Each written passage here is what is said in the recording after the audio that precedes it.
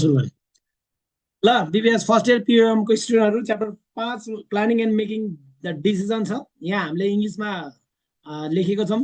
तपाईहरुलाई नेपालीमा पीडीएफ पनि हाल्दिनेछु। यो सम्पूर्ण पीडीएफहरु पढ्न सक्नुहुन्छ। हामीले तपाईहरुको लागि चाहिँ वेबसाइटमा राखेका छौं। तपाईहरुले gajabusha.xyz मा गएर हेर्न सक्नुहुन्छ है। सम्पूर्णको पीडीएफहरु छ र मोडल क्वेशन एन्सरको पनि पीडीएफहरु छ। अब प्लानिङ एन्ड मेकिङ द डिसिजनमा हामीले के पढ्ने हेरौँ न हेर्नु। पहिला सुरुमा च्याप्टर हेर्दै नै सजिलो सजिलो जस्तो देखिन्छ। प्लानिङ कसरी बनाउने हैन, अनि डिसिजन कसरी बनाउने भन्ने कुरालाई चाहिँ यो च्याप्टरमा पढ्नुपर्ने हो के। बिजनेस चलाइरहेको छ भने बिजनेस हामीले प्लानिङ कसरी बनाउने र त्यो कुरालाई चाहिँ डिसिजन कसरी गर्ने भनी नेपालीबाट नि हाल्दिनु। हुन्छ हुन्छ। नेपालीबाट 7 गते छ पीएम को एक्जाम 7 गते छ हो। 7 गते आज कति गते पो अब 20 गते हुन्छ। 20 अलिकति चाँडो चाँडो गर्नुपर्छ ल। पीएम को एक्जाम 7 गते छ भने तपाईहरु पीएम को स्टुडेन्टहरुले भ्याउनु हुन्छ भने दिउँसो 4-5 बजेतिर पनि एकचोटी पढौँ न हुन्छ। भ्याउनुहुन्छ 4-5 बजेतिर पनि पीएम को क्लास गराउँछु म। अनि पीएम को क्लास 5 बजेतिर 4-5 बजेतिर गराएर इकोनोमिक्सको चाहिँ 9 देखि बनाउँछु। त्यसो भए इकोनोमिक्सको 9 बजे गराए भने अनि पीएम को 10 बजे गराउँछु। स्टुडेन्ट पढ्नै आउँदैन के। मैले त पढाउँछु तर स्टुडेन्ट नै पढ्न आउँदैन के है। एक दुईजना स्टुडेन्टलाई अलिकति चिन्ता लाग्छन्। अरू सबैजना चिन्ता अलि धेरै तनाव भएको स्टुडेन्ट चाहिँ आफू टक्क पारेर पढ्नु ल। ल अब यसमा चाहिँ ढिला नगरिकन डिसिजन मेकिङ भनेको के हो त भन्ने हेरिहालौँ। ल भन्नु त सबैलाई थाहा भएको कुरा हो। डिसिजन मेकिङ भनेको डिसिजन बनाउनु भनेको के हो त भन्दाखेरि decision can be the defined as the course of actions personally purposely chosen from a set of the alternatives to achieve the organization's goal हैन। बिजनेस डिसिजन भनेको के हो त एउटा बिजनेस डिसिजन भनेको कोर्स अफ एक्सन पर्पोजली कुन पर्पोजले decision choose गर्ने alternative है। कसको लागि अर्गनाइजेसनको गोलको लागि चाहिँ हामीले कुनै पनि अल्टरनेटिभ चुज गर्छौं भने त्यसलाई चाहिँ बिजनेस डिसिजन मेकिङ भन्छ है। बिजनेस डिसिजन मेकिङ डिसिजन बनाएर चाहिँ यो हैन अब यो चाहिँ गर्नु पर्यो है। मैले ल्याङ्ग्वेज मैले ट्युसन मात्रै पढाइरहेको छ भने अब मैले के डिसिजन बनाए त ल्याङ्ग्वेज पनि पढाउनु पर्यो है भन्ने डिसिजन बनाए हैन। Hence the decision making is the process of selecting the best alternative हैन। यो भनेको चाहिँ डिसिजन बनाउनु भनेको चाहिँ process of selecting the best alternative among the available alternative. कुनै पनि भइरहेको अल्टरनेटिभबाट 3-4 सामानहरू छ। अब तपाईले चाहिँ के बिजनेस डिसिजन के बनाउनु पर्यो कुनै एउटा चाहिँ टिप्छु यो एउटा चाहिँ सेलेक्ट गर्छु भन्ने कुरालाई चाहिँ डिसिजन बनाउनु पर्यो है। अर्को कुरा भन्नुपर्दाखेरि decision making is the process of solving problem by selecting the best course of the actions from the various aspect alternative to the achieve goal. सबै अल्टरनेटिभ बाहेक एउटा अल्टरनेटिभ छान्नलाई जसले गर्दा चाहिँ बिजनेसको ग्रोथ होस् हैन, बिजनेसको ग्रोथ होस्, बिजनेसलाई राम्रो होस् भन्ने कुरा बेस्ट अल्टरनेटिभ छान्छ भने त्यसलाई चाहिँ डिसिजन मेकिङ भनेर भनिन्छ है। अब features of decision making decision making हुनको लागि कस्तो कस्तो विशेषताहरू छन् भन्दाखेरि सेलेक्टिभ पर्पोज हुनु पर्यो। पर्पोज गर्नको लागि सेलेक्ट गर्नको लागि कुनै पनि पर्पोज तरिकाले सेलेक्ट गर्नु पर्यो। मैले चाहिँ किन चाहिँ यो सिलेक्सन गरिरहेको छौँ त भन्ने कुराहरू पनि हेर्नुपर्छ है। किन चाहिँ मैले यो सिलेक्सन गरिरहेको छु भन्ने कुराहरू थाहा हुनु पर्यो। सेलेक्टिभ पर्पोज हुनु पर्यो। अनि अर्को के हुनु पर्यो ह्युमन एन्ड र्यासनल पर्पोज हुनु पर्यो। अब decision making is the human and rational purpose this is the equally important for the all organizations. Decision बनाउनको लागि चाहिँ ह्युमन एन्ड र्यासनल हुनु पर्यो। सबैको लागि चाहिँ के हुनु पर्यो इक्वल भएको डिसिजन बनाउनु पर्यो। मैले डिसिजन मेक गर्दाखेरि चाहिँ अरूको लागि चाहिँ नमिल्ने भन्ने होइन सबैलाई मिल्ने भन्ने चाहिँ डिसिजन बनाउनु पर्यो हैन। अन्त decision making should be the process of impact of the decisions जसले गर्दा चाहिँ उसलाई र मलाई चाहिँ डिसिजन्स यो डिसिजनले गर्दाखेरि चाहिँ ठिक होस् भन्ने चाहिँ अल्टरनेटिभ डिसिजन बनाउनु पर्यो है त। चुज गर्दाखेरि कम्पनीमा चाहिँ मैले एकजनालाई निकाल्ने हो भने कुन डिसिजन बनाउनु पर्यो त उसलाई निकाल्यो भने ठिक हुन्छ या हुँदैन भन्ने कुराहरू डिसिजन बनाउनु पर्ने हुन्छ। अनि त्यसपछि अर्को डाइनामिक हुनु पर्यो। मैले भनिहालेँ डाइनामिक हुनु पर्यो। Decision making the dynamic process हैन पुरा भास्ट हुनु पर्यो। Decision should be the taken in the timely manner considerably in the internal and external environment which are the changing life जसले गर्दाखेरि चाहिँ इन्टरनल अथवा एक्सटर्नलले गर्दाखेरि लाइफलाई नै चेन्ज गर्ने खालको चाहिँ डिसिजन चेन्ज मेक गर्नु पर्यो। अब मैले के डिसिजन बनाएँ त बीबीएस फर्स्ट इयरलाई पढाउँछु भन्ने डिसिजन बनाएँ। अर्को के बनाएँ बीबीएस 4 इयरलाई पढाउँछु भन्ने डिसिजन बनाएँ। डिसिजन मात्रै बनाएँ 4 इयरलाई पढाउँछु भने तर पढाएको छैन। अब पढाउँछु भोलिदेखि पढाउँछु शनिबारदेखि होइन आइतबारदेखि पढाउँछु भनेर बनाएँ। त्यसको लागि चाहिँ के बनाएँ त पहिला सुरुमा हामीले अर्गनाइजेसनमा गोल एचिभ गर्नको लागि त मिनिमम पनि यदि एउटा स्टुडेन्ट टार्गेट राख्नु पर्यो नि त। अब 4 इयर पढाउने हो भने त टार्गेटेड स्टुडेन्ट हाम्रो 100 जना हो। अब ग्रुपमा कतिजना भयो त 100 जान पुगेकै छैन। अब पुगिसकेपछि हामी बिजनेस डिसिजन्स त्यही डिसिजनमा क्लासहरू गर्छौँ। गोल ओरिएन्टेड हुनु पर्यो। हो, मैले भनेको कुरा बुझ्नु भयो नि, गोल ओरिएन्टेड हुनु पर्यो। त्यसै डिसिजन मात्रै बनाएर हुँदैन, गोल पनि हुनु पर्यो। मैले डिसिजन त बनाएँ, पढाउँछु त बनाएँ, तर त्यो पढाउँछु भनेर डिसिजन मात्रै बनाएर हुन्छ त? पढाउनु पनि त सक्नु पर्यो नि, टिचर पनि त हुनु पर्यो, स्टुडेन्ट पनि त हुनु पर्यो होइन। अब एकजना मात्रै पढाएर त भएन यसरी होइन, 70-80जनालाई पढाउनु पर्यो, ठिक छ। त्यसपछि कन्टिन्युअस प्रोसेस हुनु पर्यो, त्यसपछि बनाइसकेपछि पढाइरहनु पर्यो, नसकेसम्म कोर्स नसकेसम्म पढाउनु पर्यो, ठिक छ। Freedom to the decisions makers, अब अरूहरूलाई चाहिँ फ्रिडम दिनु पर्यो। यो चाहिँ डिसिजनको के थियो त, तपाईँको फिचर्सहरू थियो भने element of decision situation. Decision बनाउनेको लागि चाहिँ सिचुएसन के हुन्छ भन्दाखेरि तपाईँले डिसिजन मेकरले बनाउने हो होइन। अब decision on the spot decision पनि लिनु पर्ने हुन्छ। अनि तपाईँले डिसिजन लिँदाखेरि टाइम लिएर अलिकति लङ टर्मको लागि पनि डिसिजन लिनुपर्ने हुन्छ। अन द स्पोट डिसिजन के लिनुपर्ने हुन्छ, अब फोडेर नपढाउने भनेको थियो, कसैले गर्दाखेरि पढाउनु पर्यो, ल पढाउँछु भनेर डिसिजन पनि त लिनुपर्ने हुन्छ होइन। त्यो डिफ्रेन्ट टाइपको डिसिजन हुन्छ है। अनि त्यसपछि अर्गनाइजेसनल गोल एचिभ गर्नुपर्ने भयो। All the organization activities are the directed towards the goal achievement, hence the decisions maker must consider the organization goal with the making decision. Decision बनाउनेले चाहिँ के हेर्नु पर्यो, अर्गनाइजेसनको गोलसँग एचिभ भइरहेको छ या छैन भन्ने कुरा चाहिँ हेर्नुपर्छ ल। त्यसपछि के छ, इन्भाइरोमेन्ट छ, हामीले इन्भाइरोमेन्ट त हेरिहाल्यौँ, अर्जेन्सी, स्कोप, ठिक छ। अब डिसिजन त बनाउने त कतिको अर्जेन्ट छ त होइन भन्ने कुरा हेर्नु पर्यो। अब टाइप अफ डिसिजन मेकिङ, अब टाइप अफ डिसिजन मेकिङ हेर्नु है त, कस्ता कस्ता प्रकारहरू हुँदो रहेछ डिसिजन बनाउने। ल हेरौँ, लेख्नु पनि पर्यो होइन। डिसिजन बनाउनेको लागि डिसिजन टाइप बाई स्ट्रक्चर, एउटा प्रोग्राम होइन। डिसिजन बनाउँदा एउटा प्रोग्रामिङ तरिकाले बनाउनु पर्यो, अर्को नन प्रोग्रामिङ तरिकाले बनाउनु पर्यो। अनि त्यसपछि decisions type by the importance, एउटा बाई द स्ट्रक्चर अनुसारले डिसिजन बन्छ। स्ट्रक्चरमा चाहिँ प्रोग्रामिङ र नन प्रोग्रामिङ हुन्छ। अर्को बाई द इम्पोर्टेन्सले होइन, मेजर डिसिजन अथवा माइनर डिसिजन, यो डिसिजन चाहिँ मेजर हो कि यो डिसिजन चाहिँ माइनर हो, यो दुईटा तरिकाले चाहिँ डिसिजन बन्ने भयो। एउटा केले decision type of by decision type by structure, अर्को डिसिजन टाइप बाई इम्पोर्टेन्स। स्ट्रक्चरमा के, प्रोग्राम र नन प्रोग्राम। अब यो दुईटा चाहिँ टाइप अफ डिसिजन भित्रमा चाहिँ के पर्ने भयो त मेन कुरा भन्दाखेरि, decision type of the by nature होइन, रुटिन डिसिजन हुने भयो, बेसिक स्ट्राटेजी डिसिजन हुने भयो। Decision type by the complexity होइन, सिम्पल डिसिजन, कम्प्लेक्स डिसिजन हुने भयो। Decision type by the number of the persons होइन, इन्डिभिजुअल डिसिजन, ग्रुप डिसिजन्स। यो कुराहरू चाहिँ डिसिजनको टाइपहरू, प्रकारहरू रहेका छन् होइन। ल ठिक छ। अब त्यसपछि यहाँ भनेको छ डिसिजन टाइप अफ द स्ट्रक्चरमा, स्ट्रक्चरमा प्रोग्राम डिसिजन हुनु पर्यो। Program decisions are made using the standard operating procedures, deal with the frequently used to handle the similars and frequency situations भन्ने कुराहरू। नन प्रोग्रामिङ डिसिजन भनेको के हो त, नन प्रोग्रामिङ डिसिजन चाहिँ they are made in unique होइन, programming नगरिकन बनाएको त युनिक हुने भयो नि त, अरूले प्रोग्राम गरेकै छैन, आफूले चाहिँ डिसिजन बनाउन लागेको छ भनिसकेपछि that should be the unique. Unstructured decisions they do not take very oftens होइन, भनेपछि त्यो चाहिँ हतपत डिसिजन बनाइदिएन, बनाइहाल्यो भने तपाईँको अनस्ट्रक्चर हुन्छ भनेर भन्नु पर्यो है त।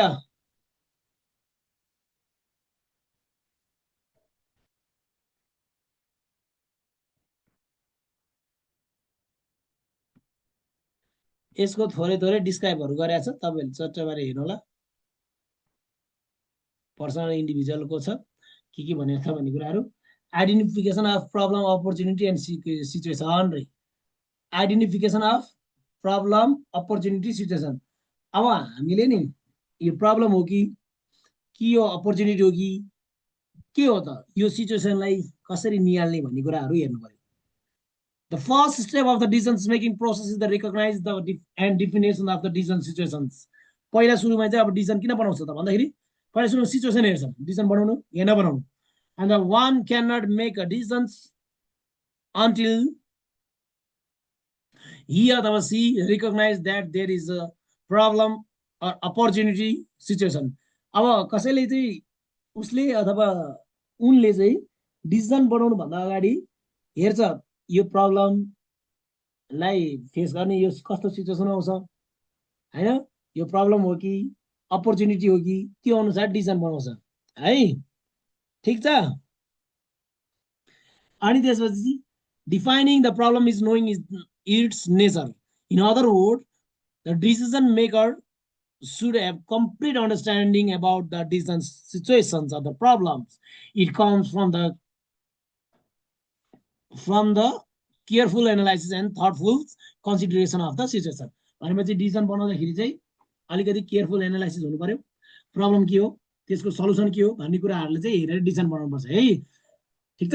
अल्टरनेटिभ हेर्नु पर्यो, identification of the possible alternative, decision त बनायो तर यसको लागि अर्को केही बेस्ट अप्सन छ कि भन्ने कुरा खोज्नुपर्ने हुन्छ। इभ्यालुएसन अफ अल्टरनेटिभ, अब बेस्ट अप्सन खोजिसकेपछि चाहिँ त्यसलाई इभ्यालुएट पनि त गर्नु पर्यो। मैले एउटा चिज चाहिँ यो डिसिजन ल म हुन्छ म चाहिँ यो डिसिजन चाहिँ लिन्छु, म विदेश जाने या नजाने, ल म नजाने। अब नजाने भने चाहिँ इभ्यालुएसन गर्नु पर्यो, म किन नजाने त, किन नजाने भन्दाखेरि नेपालमै अब केही गर्छु अथवा नेपालमै अब अथवा बे गर्छु हैन, अथवा सरकारी जागिर खान्छु हैन, अथवा बिजनेस गर्छु नेपालमा अथवा मास्टर पढ्छु।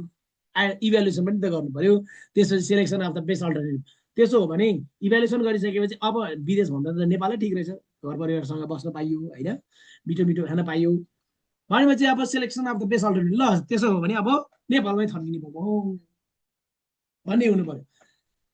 त्यो चाहिँ बिजनेस रिलेटेड लेख्नुपर्छ है त। Implementation of the choose on alternative, अब तपाईँले जुन चाहिँ चुज गर्नुभएको अल्टरनेटिभ चुज गर्नुभएको त्यसलाई इम्प्लिमेन्ट गर्नु पर्यो। After the selection of the best alternative it should be implemented. The manager may force different problem during the implementation, such as the resistance to change due to the insecurity, inconvenience, or the loss of power. अब implementation गर्दाखेरि म्यानेजरले चाहिँ के विभिन्न प्रकारको चाहिँ डिफिकल्टहरू यसमा face गर्ने रहेछ के है, इन्सिक्योर हुने त्यो कुराहरू। Follow of the evaluation of the result, अब इभ्यालुएसन गरिसकेको रिजल्टलाई चाहिँ फलोअप पनि गर्नुपर्ने हुन्छ, यो एउटा प्रोसेस हो है त। अर्को छ approach to decision making. Decision बनाउनको लागि कस्ता कस्ता कुराहरू हुनुपर्छ हेरौँ है त। क्लासिकल अर ऱ्यासनल एप्रोच हुनु पर्यो डिसिजन बनाउनलाई, बिहेभियरल बाउन्डेड ऱ्यासनलिटी हुनु पर्यो है,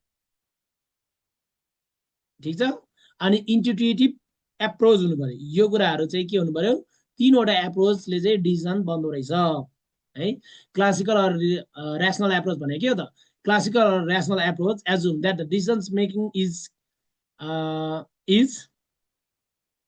or should be a rational process. It tells about it tells about how the decisions should be made. If decisions are made in an objective or logical way, they are called the rational decisions. अब decision बनाउँदाखेरि चाहिँ rational भनेको के हो त, decision यदि मैले decision चाहिँ कुनै पनि उद्देश्यले र तपाईको लजिकल तरिकाले डिसिजन बनाउँदाखेरि के होला त भन्ने कुराहरूलाई स्टडी गर्छ भने that is called the rational approach. त्यसमा के हुन्छ, decision made are the logically or ordinary way. Decision चाहिँ लजिक तरिकाले चाहिँ डिसिजन हेर्छ हैन। Assume the single best optimal outcome, यसले चाहिँ सिंगल बेस्ट एउटा कुरा हेर्छ, त्यसलाई नै फोकस गर्छ भन्ने कुराहरू हेर्नु पर्यो है त। अनि त्यसपछि decision maker has the time, cognitive, obligative resources to make the better decision. अब डिसिजन बनाउने मान्छेले चाहिँ के हुनु पर्यो त, कग्निटिभ हुनु पर्यो हैन, नयाँ कुराहरू सर्च गरेर बनाउनु पर्यो। डिसिजन्स आर अब्जेक्टिभ हुनु पर्यो, बनाएको डिसिजनहरू अब्जेक्टिभ तरिकाले बनाउनु हुनु पर्यो है। ल रिलेसन एन्ड बाउन्डेड ऱ्यासनलिटी एप्रोच छ, योहरू इक्जाममा त्यस्तै त सोधेको छैन, हामी योभन्दा अगाडि कुराहरू के सोधेको रहेछ भन्ने कुराहरू पनि हेर्छौँ ल। ल यसको डिस्क्राइब गरेको छ।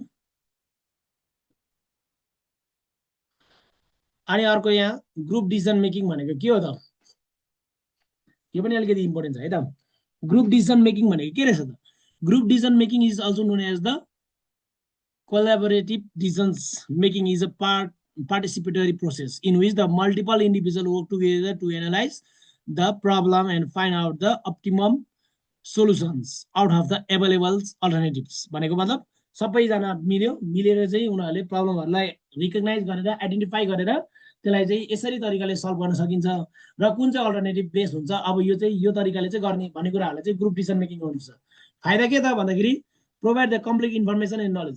कुनै एकजनाले ग्रुप बनाएको छ भने ग्रुप बनेको छ भने त्यसमा चाहिँ सम्पूर्ण इन्फर्मेसन अथवा नलेजहरू थाहा पाउँछ। जेनेरेट द मोर अल्टरनेटिभ, अझै अरू अरू केही उपाय छ कि भन्ने कुराहरू जेनेरेट गर्न मिल्छ है।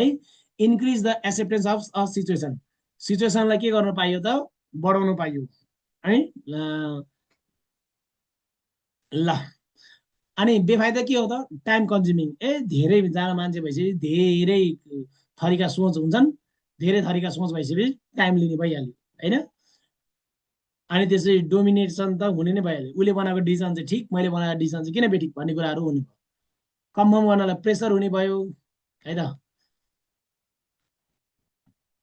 कन्फ्लिक्ट हुने भयो।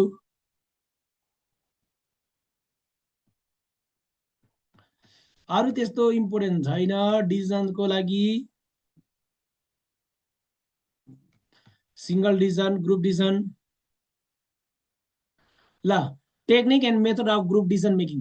अब ग्रुप डिसिजन बनाउनको लागि के टेक्निकहरू युज गर्दो रहेछ भन्दाखेरि ब्रेन स्ट्रमिङ होइन, अर्को भनेको नोमिनल ग्रुप टेक्निक, अर्को भनेको डेल्फी टेक्निक, अर्को भनेको इलेक्ट्रोमेटिक। अब ब्रेन स्ट्रमिङ भनेको के हो त, this method is use a group of people with the 5 to 10 participant। यो ब्रेन स्टर्मिङ भनेको चाहिँ के हो त, 5 देखि 10 सम्मको मान्छेहरू मिलेर चाहिँ बनाउने डिसिजनलाई ब्रेन स्टर्मिङ भनेर भनिँदो रहेछ। They sit around the table and generate idea freely, and the main focus on the technique is on the generation of idea rather than their evaluation। अब तपाईहरु चाहिँ सबैजना चाहिँ बसेर 10 जना जति बसेर चाहिँ डिसिजन बनाउनुहुन्छ भने त्यसलाई चाहिँ ब्रेन स्टर्मिङ भनेर भनिँदो रहेछ है, आइडिया सेयर गर्ने। अनि नोमिनल ग्रुप टेक्निक भनेको के हो त, this technique is also known as the similar to the brainstorming, however it is more structures. It permits the group to meet the formally but does not restrict independent thinking. The group meet face to face, but each member is giving the problem in return, and it's asked to silently, independently written down idea how to solve the problem. Each member is turn verbally presented any idea to the group। भनेको मतलब nominal group technique भनेको चाहिँ ग्रुपमै हुन्छन्, हुन चाहिँ तपाईको brain स्टर्मिङै हो, तर यहाँ चाहिँ सबै मान्छेहरूले चाहिँ आफ्नो आइडियाहरू भन्दैन, लेख्छन् अनि आफ्नो पाला आइसकेपछि भन्ने हो है। ठिक छ।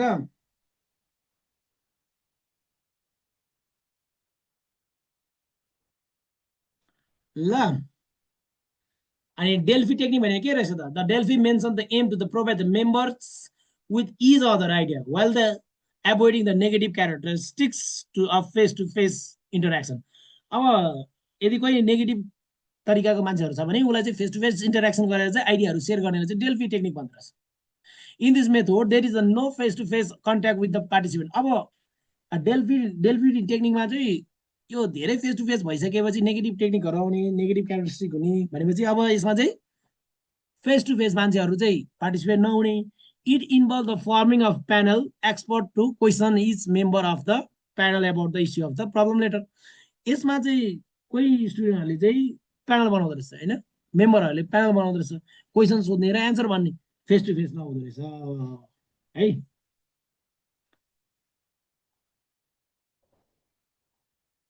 ल letter the response are the summarize and return the member of the assessment भन्ने कुराहरू छ है त। अर्को इलेक्ट्रोनिक मिटिङ छ। इलेक्ट्रोनिक मिटिङ भनेको के हो, this is the age of the information technology है, to speed of the meeting process. This techniques is use to the combine in the electronic meeting with the sophisticated. Electronic meeting भनेको चाहिँ face to face नहेरिकन इलेक्ट्रोमेटिकमा तपाईँहरूले चाहिँ घरमा बसेर online मार्फत मिटिङ गर्छ भने त्यसलाई इलेक्ट्रोमेटिक मिटिङ भन्ने भयो है त। म्यानेजमेन्ट बाई द अब्जेक्टिभ छ, एमबिओ भनेको के हो, एमबिओ भनेको के हो, management by objectives is one approach to the planning that help to the overcome the planning barrier such as the